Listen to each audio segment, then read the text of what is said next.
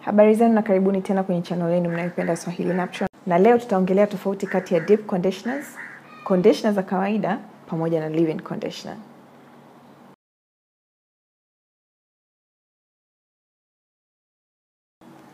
Bidhaa hizi unakuta tu zimeandikwa conditioner na mara nyingi huwa zinauzwa pamoja na shampoo zake. Na ukikutana na bidhaa ambayo imeandikwa conditioner peke yake, ni bidhaa ambayo unaitumia mara baada tu ya kuosha nywele zako ili kusaidia tabaka la juu la nywele zako kujifunga. Kwa sababu shampoo inachofanya wakati unaosha na nini, inanyanyua tabaka la juu la nywele ili uchafu uweze kutoka na pia unyevu uweze maji yaweze kupenyeza ndani ya nywele. Sasa ni muhimu kufunga, kuhakikisha unafunga ile tabaka la juu ama kama linavyojulikana kwa lugha ya Kiingereza cuticle, ili kusaidia nywele zako zisiwe rough yani, na kusaidia nywele zisipoteze unyevu. Conditioner hiyo ndo kazi yake. Inafanya kazi ya kuanza kulainisha nywele zako na kurudisha unyevu kwenye nywele zako. Conditioner hupakwa kwa muda wa kama dakika 3 hadi 5 na kusuuzwa. Na huwa mara nyingi zinakuwa na viambata ambavyo ni very basic, yani hazina manjonjo mengi, na kazi yake kuu ni hiyo.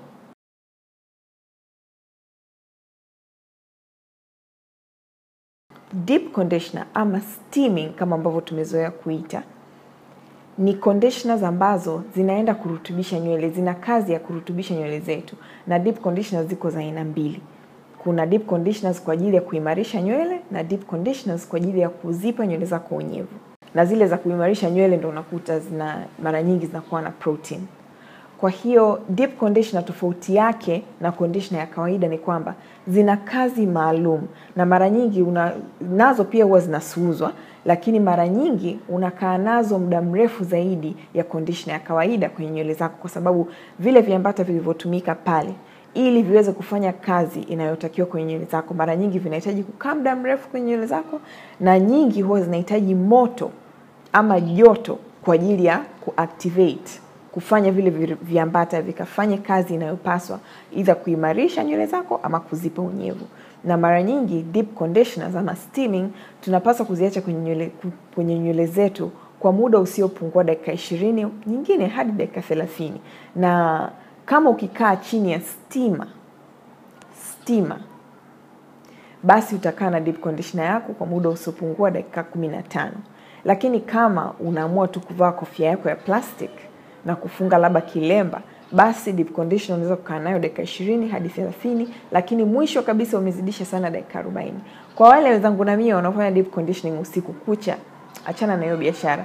Deep conditioner zile zinazotengenezwa tunazonunua dukani, yani muda wake wa mwisho kupenyeza kwenye nywele zako ni dakika 40. Baada ya hapo haina kazi tena.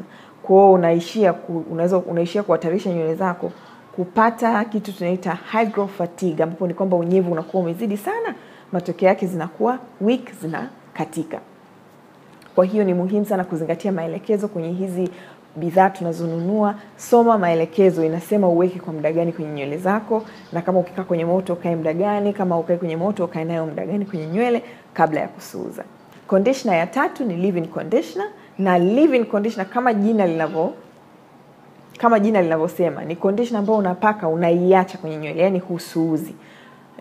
Na conditioner hizi ndio mwanzo wa kuzipa nywele zetu unyevu. Kwa hiyo leave-in conditioners ndizo tunazotumia katika process ya kuanza kuzipa nywele zetu unyevu ama moisturizing.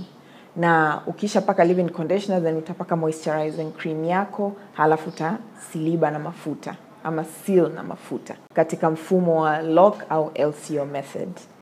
So natumaini kwamba video hii imekusaidia, umeelewa tofauti kati ya hizi conditioners na kazi zake na jinsi ya kuzitumia pia, kwa sababu wengi wamekuwa kiuliza kwamba kuna tofauti gani kati ya leave-in conditioner, deep conditioner na conditioner ya kawaida.